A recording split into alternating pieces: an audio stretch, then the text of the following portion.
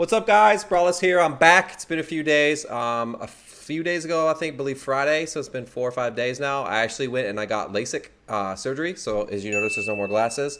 So I've actually haven't been able to look at screens or anything. I'm actually technically not supposed to be on the computer or whatever, but fuck it. Got work to do, right? But the reason I'm coming back, so early is I was supposed to be ready technically tomorrow, but I'm supposed to be taking it easy. But something kind of crazy just happened in the games industry that I really wanted to cover, and that was I want to pull up some articles here for you guys, and then we can go over it. But some big news: Game Informer laid off a whole hound of people. Hound of people. I don't even know if that's a fucking saying or a word. Around 19, 20 people so far, and possibly more. So I really wanted to cover this because this is something that's kind of near and dear to me. I've been a Game Informer subscriber. I haven't subscribed to Game Informer in maybe 2-3 years now, but I had been one for maybe 15 plus years. I'd been a Game Informer subscriber. I remember going into GameStop and getting the pro membership or whatever that came with the Game Informer subscription, and I would keep them. I'd stack them in my drawer.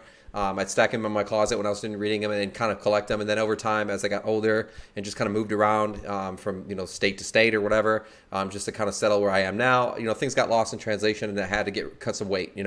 So unfortunately, the Game Informer articles were gone. But I always loved Game Informer, and honestly, a lot of you guys know my opinion on the current state of games journalism nowadays. I think a lot of it is trash. I think it's all agenda pushing bullshit. To be frank with you guys, but Game Informer was kind of the middleman. I felt like Game Informer kind of let Kotaku, IGN, GameSpot do their political bias bullshit, and I feel like Game Informer was kind of like the unbiased. They kept it about the games. They kept it about the gameplay, the graphics. The classic style, which is now classic style of doing reviews.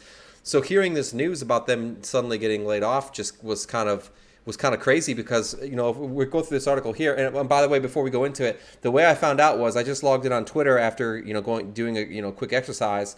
I checked my Twitter account, and for those of you guys, who can see my screen now, I apologize for the color. It is in dark mode. Like I said, I'm not supposed to even be on the computer right now, but this is something I really had to cover because it's something that's I have a good opinion of, or a great opinion of.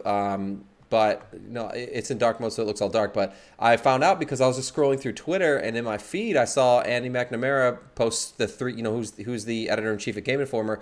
He posted 3 ... and I was like, that's kind of weird because he usually he's very open with his opinion. He doesn't really hold back.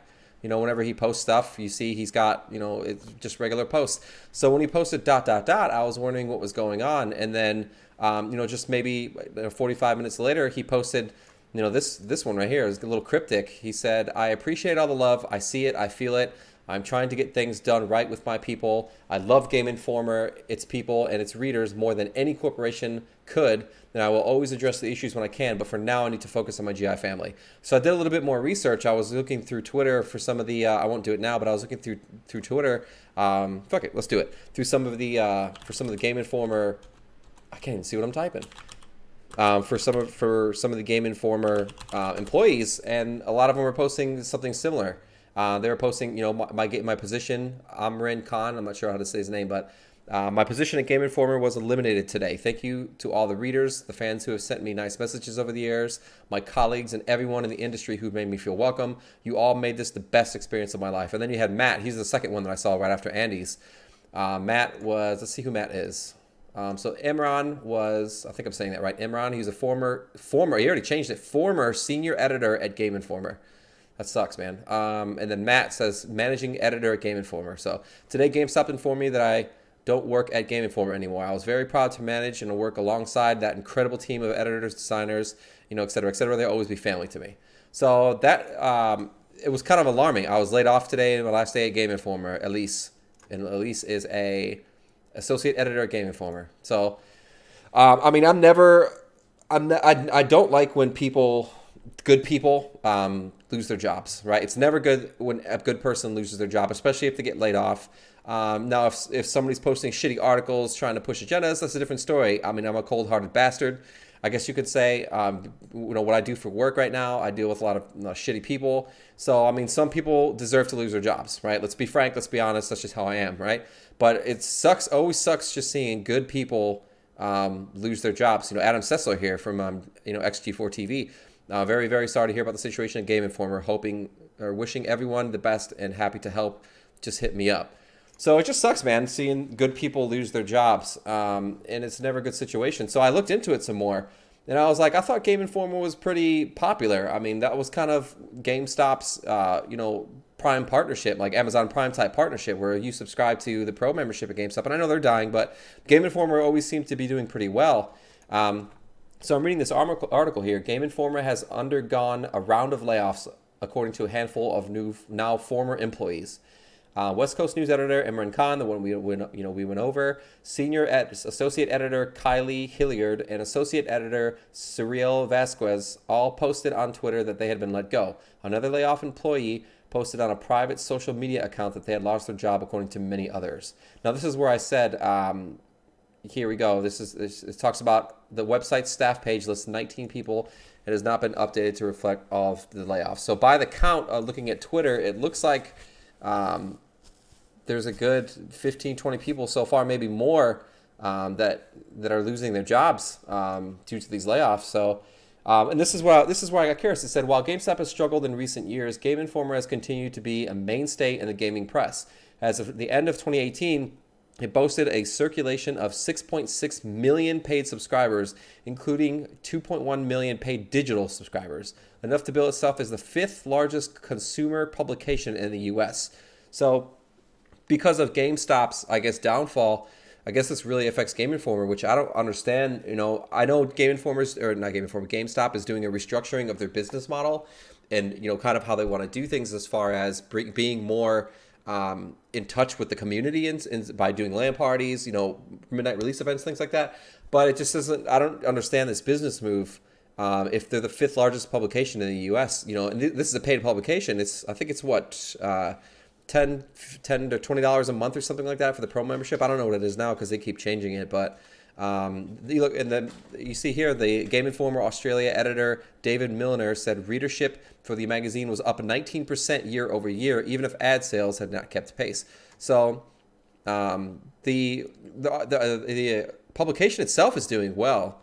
So this is just kind of really weird. It kind of came out of nowhere. And the reason I'm covering this today, guys, and risking my eyes for you guys, is because Game Informer kind of really holds a near and dear spot to my heart for a couple of reasons. Number one, it was probably I think it was the first actual subscription that I got. Back in the day, I had PC Games Magazine, PC Gamer, Nintendo Power. If you guys remember Nintendo Power, I had the official Xbox magazine. I had PlayStation magazine, official US PlayStation, I think is what it was called, magazine. Remember the ones that came with the demo discs, like the jam pack discs, and all those all that good stuff.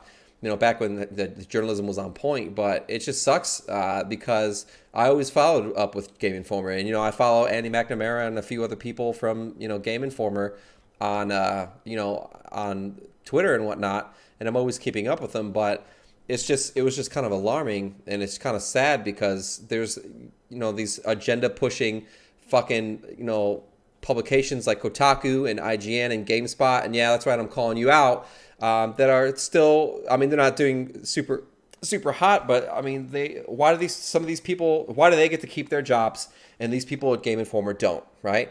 It just doesn't make any sense. And they're giving real honest game reviews, and it just shows the change of the industry, and it's, how everything's going digital and how, things just change over time. Hate bait clicks are more popular now than honest journalism, and that's really sad. And this is why, things like Talk Gaming exist, and why, other YouTubers have taken it upon themselves to do what they can to, deliver gaming news and takes and coverage and things like that. Because the games journalism industry has been so tainted with fucking political bias and, people I guess ideologists masquerading as games journalists, taking over, and it just fucking sucks, man. And I remember the time when you can go, you got your Game Informer and you sat down, and I sat down and I read it, on the couch after school.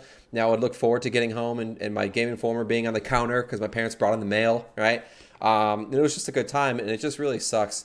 So I'm really hoping they're able to bounce back, and maybe they can go work for a better publication, maybe start their own. I don't really know. But we've all been there. I mean, we've all been laid off before. We've been in shitty situations like that. So it's just unfortunate. And so I just wanted to kind of give my take on it and coverage. And, so the guys at Game Informer, I really hope you guys figure out your next move. I hope everything ends well for you guys and not, not negatively. And I hope Game Informer is able to make a comeback and maybe restructure in some way to maybe some of these people can, get their jobs back or play a different role in the magazine. But unfortunately, that's just the way of the world. And I really hope Game Informer is able to stay afloat and really continue to publish, the quality articles they've been doing, because they've always stood unbiased. They've always really cared about the games, and I've always really enjoyed it. Reading their articles and Andy's takes on things. They're very honest and very straightforward. So, but that's all I really had for you guys. Thanks for your time. Thanks for listening. I'm sorry that it's just such a random video and it's unplanned. Like I didn't even read, half of this article when it, before I made this video. I just had to jump in and just kind of wanted to give my live reactions as to finding out the rest of the news. But thanks for you guys. Rich is right now working on his new Talk Anime series. He's got a video up now. The first episode of Talk Anime. He's going to be doing those, quite frequently, where he goes over his different, takes and opinions and reviews of old animes, new animes, his favorite animes he doesn't like, things like that. So tomorrow we're going to be doing our Gamescom podcast, where we're going to, or I guess reactions, where we're going to be going over our highs and lows of Gamescom, things that we're looking forward to, things that we're concerned about. We're all just catching up on that stuff. So again, thank you guys for hanging in there. It's been a few days since I've been online. I'm excited to kind of get back into the swing of things. And I'm doing Remnant. We're going to be doing a Remnant stream and review. Control's coming out. I'm going to be touching on that. Rich is going to be doing Greedfall. I'm going to be streaming the new Call of Duty 2v2 this weekend, Friday, Saturday, and Sunday. And then give my impressions on that. So it's going to be a busy week, guys. Again, Game Informer, hearts and prayers, thoughts and prayers, whatever, to you guys. I really hope you guys are able to bounce back. It's unfortunate, but we'll see you guys on the next Talk Gaming. See you guys.